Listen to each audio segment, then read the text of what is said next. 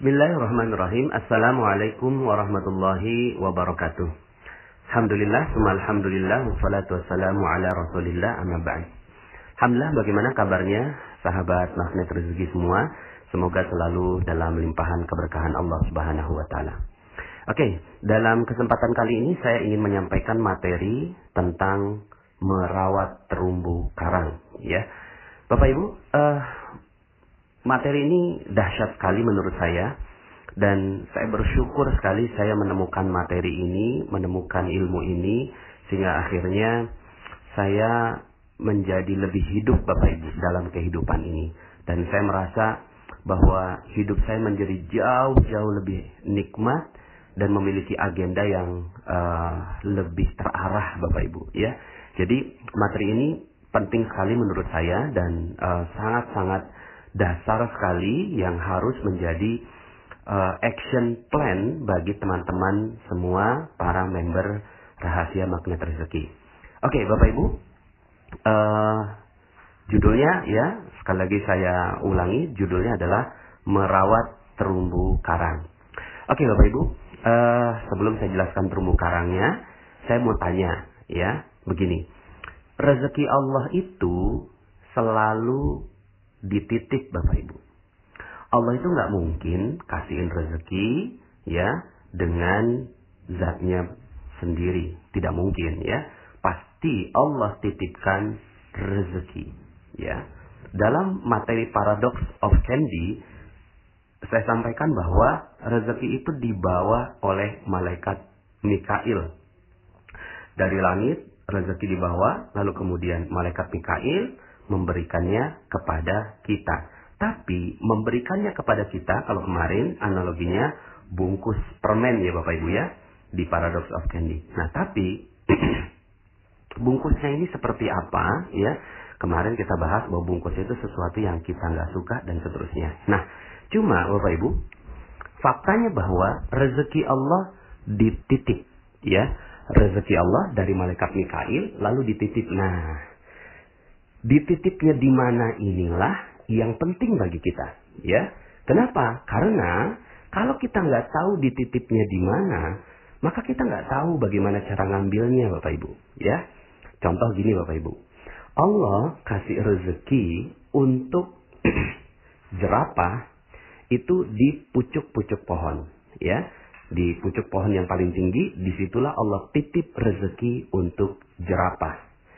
Untuk monyet Bapak Ibu, untuk monyet, Allah titip rezekinya di pohon pisang. Ya, itu Allah titip rezekinya di sana. Atau juga kacang-kacangan dan seterusnya. Itulah Allah titip rezeki. Tapi secara umumnya, ya, di pohon pisang.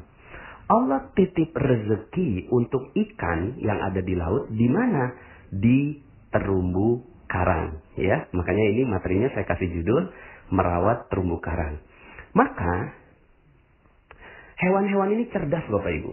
Mereka memiliki insting yang Allah Subhanahu wa taala berikan pada mereka. Kalau Anda tanya, Anda bisa berbicara seperti Nabi Sulaiman gitu ya. Kalau tanya kepada jerapah, "Hei jerapah, di mana rezeki kamu dititip?" Pasti dia bisa jawab. Di mana? Di pucuk pohon. Kalau tanya kepada monyet, "Hei monyet, rezeki kamu di mana?" Di pohon pisang, begitu, ya. Kalau ditanya kepada ikan, "Wahai ikan, kamu rezekinya di mana?" Ya. "Oh, rezeki saya adanya di terumbu karang." Maka ikan-ikan ini dan hewan-hewan ini cerdas Bapak Ibu. Mereka merawat tempat di mana rezeki mereka berada. Kalau ada jerapah yang ngancurin pucuk pohon, ini namanya jerapah yang nggak cerdas Bapak Ibu ya. Kalau ada monyet yang ngancurin pohon pisang, berarti ini monyetnya nggak cerdas dan nggak mungkin itu terjadi ya. Kalau seandainya ada ya ikan yang menghancurkan terumbu karang, ini namanya ikan yang nggak cerdas ya. Nah, kenapa mereka cerdas? Karena mereka semua mengerti di mana letak rezeki mereka. Di mana Allah titipkan rezeki untuk mereka. Nah, sekarang unik Bapak Ibu ya. Saya mau tanya pada Bapak Ibu ya. Saya mau tanya sama Bapak Ibu. Bapak Ibu, rezeki Bapak Ibu dititip di mana? Ada yang bisa jawab? Ya. Rezeki ibu dan bapak dititipnya di mana? Kan Allah titip rezeki. Nah, sekarang saya mau tanya nih, rezeki bapak ibu dititip di mana? Uniknya bapak ibu, sebagian besar yang saya tanya tentang pertanyaan ini, banyak yang nggak bisa jawab loh bapak ibu. Ketika saya tanya, di mana dititip rezekinya bapak ibu? Mereka akan bilang, oh ya di muka bumi. Ya di mananya? Pas di mananya bingung. Terlalu luas bumi ini. Karena nggak fokus, akhirnya rezeki nggak datang bapak ibu. Karena nggak kenal di mana dititip rezekinya, gitu ya. Kemudian ada yang bilang, oh rezeki dititip di mana-mana. Iya makin nggak jelas lagi gitu ya. Rezeki dititip di proyek gitu ya. Iya, kalau akhirnya dia kejarnya proyek aja. Padahal ya bukan di situ tempatnya. Makanya orang-orang yang ngejar proyek, ngejar yang lain-lain, akhirnya yang terjadi adalah mereka tidak mendapatkan rezekinya. Kenapa? Karena bukan di situ rezeki itu, ya. Ayo Bapak Ibu, di mana? Ya. Oke, saya jawab ya Bapak Ibu ya. Rezeki Allah dititip di kemuliaan dan kebahagiaan orang lain. Itu. Jadi rezeki manusia dititip rezekinya di mana? Manusia dititip rezekinya di kemuliaan dan kebahagiaan orang lain. Gitu Bapak Ibu, ya. Saya jelaskan. Contoh ya Bapak Ibu ya. Kenapa kok Facebook, ya, itu dia bisa dapetin Mark Zuckerberg ya, dia kok bisa dapatkan rezeki berlimpah. Wajar. Kenapa? Karena dia membahagiakan 1 miliar penggunanya, ya. Walaupun dia tidak memuliakan, yang dia lakukan hanya membahagiakan. Padahal rezeki itu pada kemuliaan dan kebahagiaan orang lain. Ya. Kemudian Google juga membahagiakan orang lain, memberikan data. Bill Gates, dia membahagiakan orang lain dengan produk Microsoft-nya dan seterusnya. Maka wajar mereka mendapatkan rezeki-rezeki yang berlimpah dari Allah Subhanahu wa taala, ya. Maka udah, yang perlu kita lakukan adalah bagaimana kita membahagiakan orang lain, gitu. Pertanyaan saya, berapa banyak orang yang Anda bahagiakan? Berapa banyak orang yang Anda bahagiakan? Ya, di situ letaknya rezeki. Jelas, kalau seandainya kita bahagiakan orang, orang pasti akan ingat kita. Ya, misalnya nih Bapak Ibu, ya kita punya produk. Kita punya produk datang ke orang lain. Lalu kemudian kita perkenalkan produk itu. Tapi ya kitanya ini, hatinya kita ingin mengambil uang orang itu. Lalu kemudian tak ada sedikit pun perasaan bagi kita untuk membahagiakan dia. Kira-kira apa yang terjadi? Dia nggak mau beli Bapak Ibu. Mungkin produknya luar biasa. Mungkin produknya hebat. Mungkin produknya solutif. Tapi yang nawarin itu loh, jutek banget, judes banget. Kok saya merasa rendah di depannya dia. Enak aja gue keluarin duit buat dia. Begitu Bapak Ibu. Maka yang dibeli oleh orang itu bukan produk. Sekali lagi, yang dibeli oleh orang lain bukan produk. Tapi orang akan membeli sesuatu dari kita ketika Anda membahagiakan orang lain. Ketika dia udah merasa bahagia, kok enak banget ya. Saya kok enak ya ngelihat wajahnya dia, senyumnya dia. Kok dia tulus gitu ya untuk memberikan kebahagiaan buat saya. Maka produk nomor 2 Bapak Ibu. Yang pertama adalah kebahagiaan dia. Dan akhirnya yang terjadi adalah ya, jangankan produknya Bapak Ibu. Mungkin setelah itu ditambah. Mungkin Bapak Ibu pernah ya, kalau yang laki-laki ya, kalau saya karena laki-laki nyukur gitu ya. Terus kemudian kok rasanya enak banget si tukang cukurnya ini nyukur gitu ya. Kayaknya saya kasih lebih tuh ya. Saya udah gak peduli lagi dengan harganya, saya kasih lebih. Mungkin Anda pernah naik taksi, terus kemudian ada taksi yang supirnya tuh baik, ramah gitu ya. Terus kita tuh rasanya bahagia berada di dalam mobilnya. Maka yang terjadi adalah lebihnya kita kasih Bapak Ibu. Tapi saya pernah pengalaman ketika saya naik taksi, terus kemudian supirnya kok jutek banget gitu ya. Kok kayaknya, waduh saya nggak nyaman sekali sampai akhirnya, maaf Pak, saya harus turun gitu kan.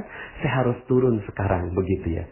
Saking saya nggak nyamannya berada di mobilnya dia karena pelayanan dia yang kurang ramah. Maka Bapak Ibu, fokus saja ya. Yang perlu Anda lakukan, rezeki Allah dititip di kemuliaan dan kebahagiaan orang lain ya. Saya sengaja ya urutkan kemuliaan ini di depan. Kenapa? Karena sebenarnya yang paling penting itu adalah kemuliaan orang, bukan kebahagiaan orang. Tapi kemuliaan itu tidak bisa didapatkan kalau orang lain tidak bahagia. Maka ya sudah gitu ya. Ini udah jadi kayak soulmate gitu ya. Kebahagiaan dan kemuliaan. Yang sayangnya ya beberapa di antara para orang kaya yang dilakukan membahagiakan tapi kurang memuliakan gitu ya. Nah, kalau ini digabungkan memuliakan dan membahagiakan orang, wih, Masya Allah Bapak Ibu, rezeki Anda akan mengalir dengan deras pada Anda.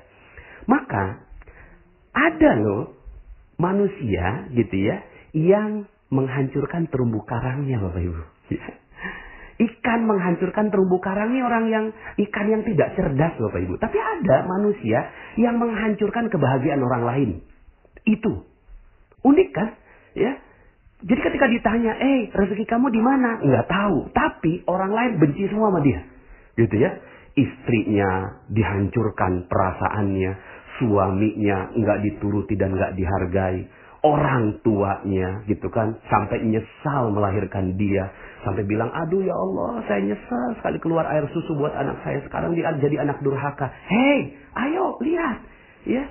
Bagaimana mungkin Anda bisa bahagiakan customer Anda? Bagaimana mungkin Anda bisa bahagiakan orang lain? Bagaimana mungkin Anda bisa bahagiakan siapapun di muka bumi ini? Kalau istri Anda, suami Anda, anak Anda, orang tua Anda tidak bahagia dengan kehadiran Anda. Maka yang perlu dilakukan bukan cari rezeki Bapak Ibu. Sekali lagi, ini ilmu magnet rezeki Bapak Ibu ya. Tapi bukan rezekinya yang kita ambil. Tapi setelah dengarkan materi ini, maka yang perlu Anda lakukan adalah Anda mengagendakan orang-orang yang ada di sekitar Anda untuk dibahagiakan dan dimuliakan Bapak Ibu ya.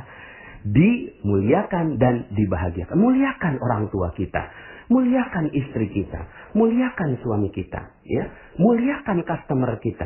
Muliakan siapapun. Ya. Setiap orang yang lewat di depan kita. Wah, kita muliakan gitu ya. Sampai begini Bapak Ibu. Misalnya nih ya. Anda jalan. Kemudian naik mobil ya. Naik mobil. Di sebelah Anda ada, mohon maaf. Ada bencong gitu ya. Ada gay.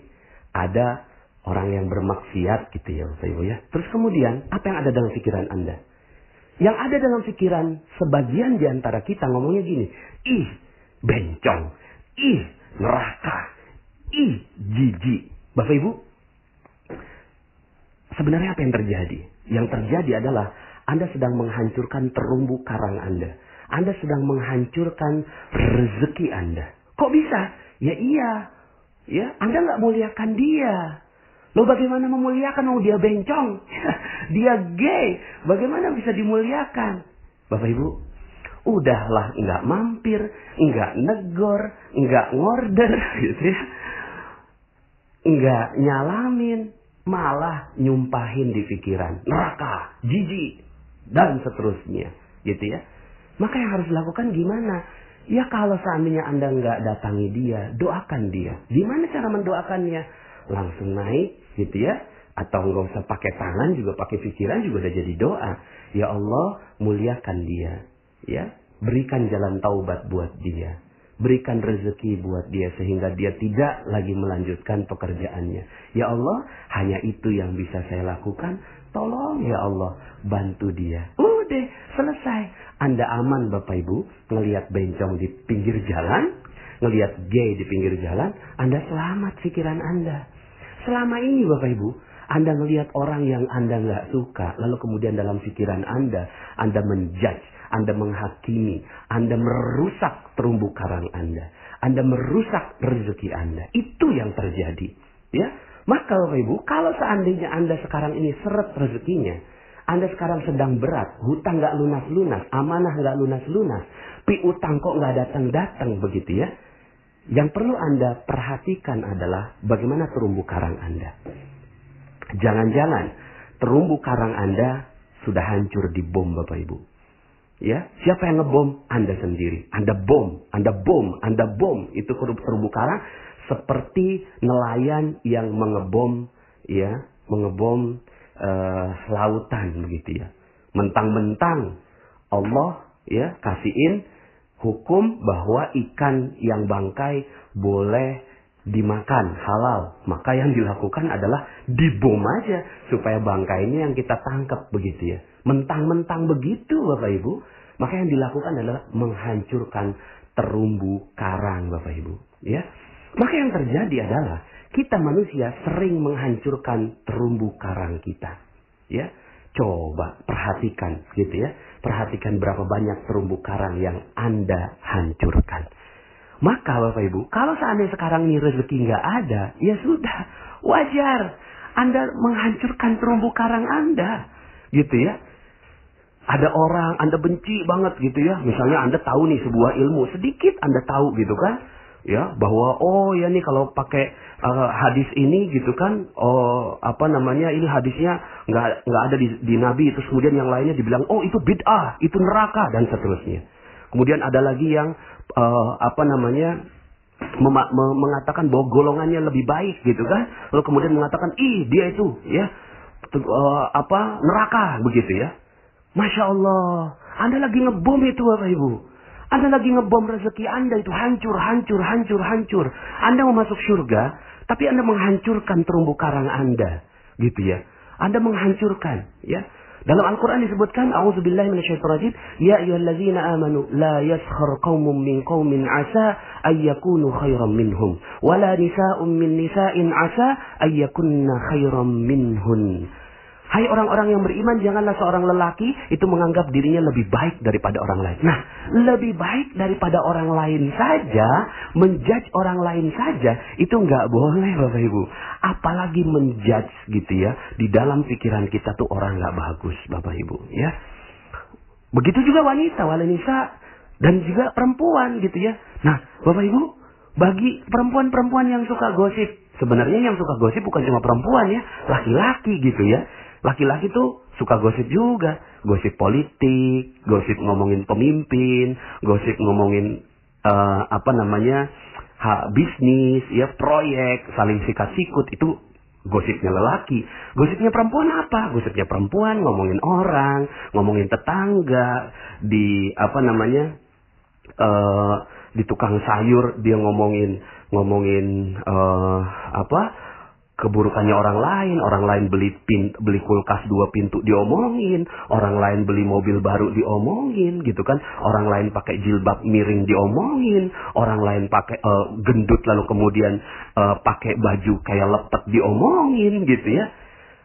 Apa yang sedang Anda lakukan?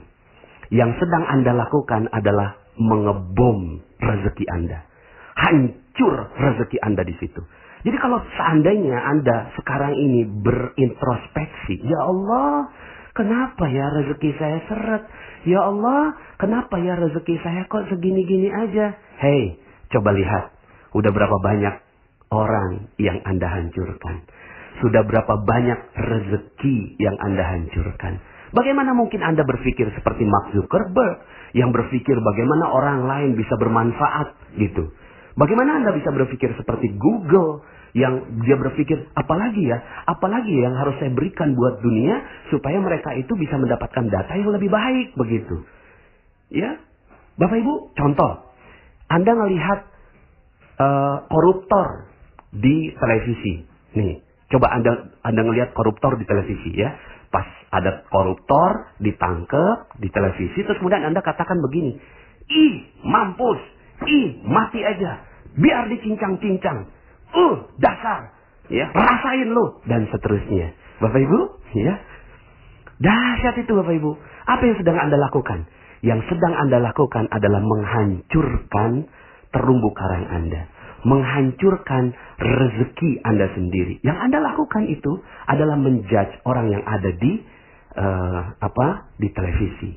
Koruptor yang ada di televisi. Lah kan tapi itu kan koruptor Pak Nas. Itu kan dia berbuat jahat. Mau dia berbuat jahat kayak apapun, coba muliakan dia, muliakan, bahagiakan dia. Gimana caranya muliakan dan bahagiakan koruptor gitu ya?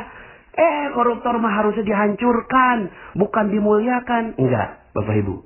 Koruptor juga harus dimuliakan. Gimana dimuliakannya? Gini Bapak Ibu. Coba Anda ngomongnya gini. Wow, keren. Kok keren Pak Nas? Ya iyalah keren. Ngomongnya gini. Subhanallah ya. Dia dikasih kesempatan taubat oleh Allah Subhanahu wa ta'ala. Dia ditangkap oleh polisi tentunya atas izin Allah juga. Dan mudah-mudahan dia bisa memanfaatkan kesempatan ditangkapnya ini oleh polisi untuk menjadi jalan taubat untuk dia.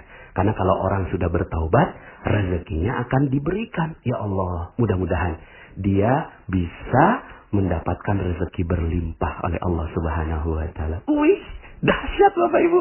Kalau seandainya Anda mampu melakukan itu, terhadap koruptor aja Anda muliakan dan bahagiakan Bapak Ibu. Contoh misalnya ibu-ibu lagi ngomongin orang di pasar atau di tukang sayur. Kemudian ketika ada yang ngomong, oh si A tuh begini-begini. Oh iya, mudah-mudahan dia dimuliakan dan dibahagiakan Allah. Gitu Bapak Ibu.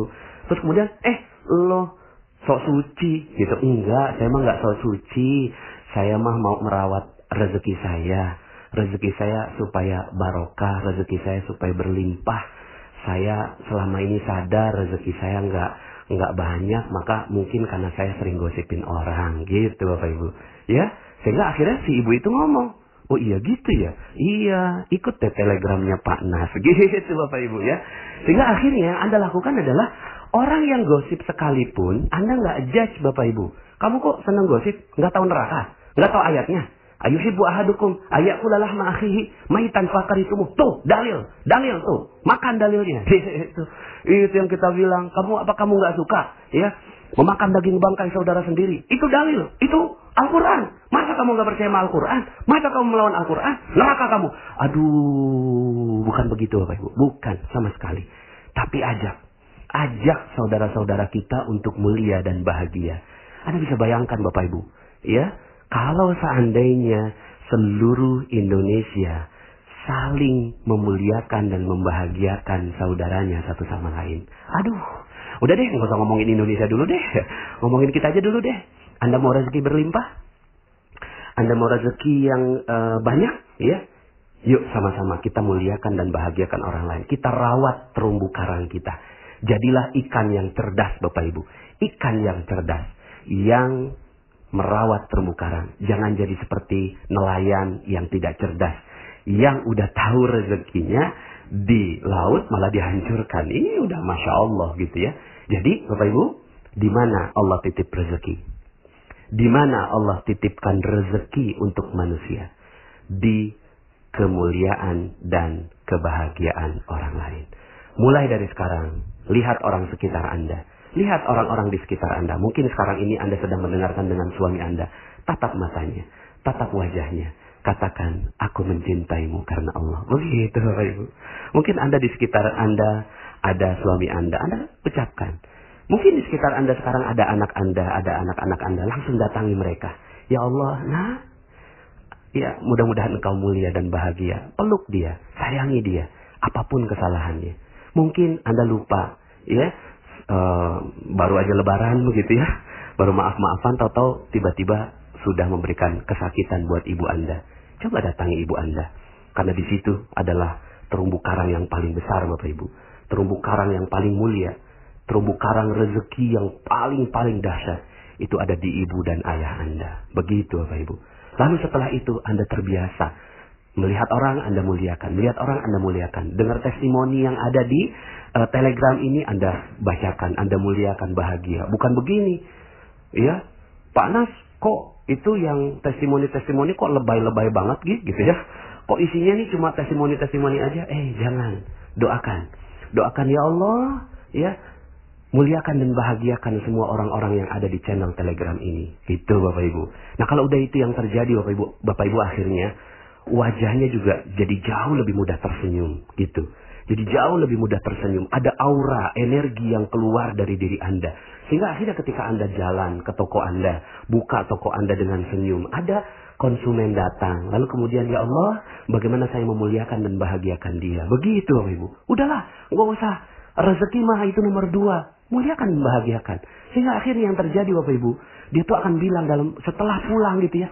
Ya Allah, itu toko enak banget ya. Nggak tahu ya, ada aura apa ya. Kok saya pengen banget gitu ya. Seandainya ada yang tawarin yang jauh lebih murah, saya nggak mau. Saya maunya beli di dia aja. Karena ya di tempatnya itu barangnya jauh lebih berkualitas dan saya dapat senyuman lagi. Begitu Bapak Ibu. Jadi Bapak Ibu, ya muliakan semua orang. Semua orang gitu ya. Semua orang. Agendakan sehari ini ketika mulai pagi hari, maka agenda Anda bukan untuk mencari rezeki Bapak Ibu. Untuk cari uang, untuk bekerja bukan. Tapi agenda Anda, pergi dari rumah Anda, yang Anda lakukan adalah bagaimana saya memuliakan dan membahagiakan orang lain. Dari situ baru rezeki Anda akan mengalir pada diri Anda. Mungkin ada yang bilang begini, ya Allah Pak Nas, saya baru dapat materi ini, saya sadar terumbu karang saya ini udah hancur gitu ya. Saya selama ini menzolimi, merusak hubungan saya dengan orang lain. Nggak apa-apa Bapak Ibu, tenang aja. Santai kok, santai. Anda kan baru tahu mungkin ya ilmu ini. Ya, apa yang perlu dilakukan? Yang perlu dilakukan adalah tenang aja. Terumbu karang masih banyak. Terumbu karang masih banyak. Muliakan orang yang bisa Anda muliakan. Bahagiakan orang yang bisa Anda bahagiakan di sekitar Anda. Di sekitar Anda. Mulailah sekarang. Mulai pelan-pelan merawat terumbu karang Anda. Ya silahkan gitu ya. Rawatlah terumbu-terumbu karang Anda gitu kan. Sampai akhirnya menjadi terumbu karang yang indah. Maka rezeki akan datang berlimpah kepada Anda. Jadi ya kalau ada yang bertanya, Pak Nas, saya ini orangnya banyak dosa. Ya, apakah rezeki saya pantas dapetin rezeki Allah? Pantas kok. Pantas kok. Ya, asalkan Anda mau mengamalkan ilmu ini. Muliakan dan bahagiakan orang lain. Dari mana memulainya? Mulai dari orang tua Anda. Itu. Mulai dari orang tua Anda. Kalau Anda mampu melakukan itu, maka Masya Allah, rezeki Anda akan datang dengan berlimpah ruah. Semoga saya doakan Anda semua mendapatkan keberkahan, kemuliaan, kejayaan, kebahagiaan, keharmonisan dari Allah Subhanahu wa Ta'ala. Sampai jumpa pada audio-audio berikutnya. Saya Nasrullah. Assalamualaikum warahmatullahi wabarakatuh.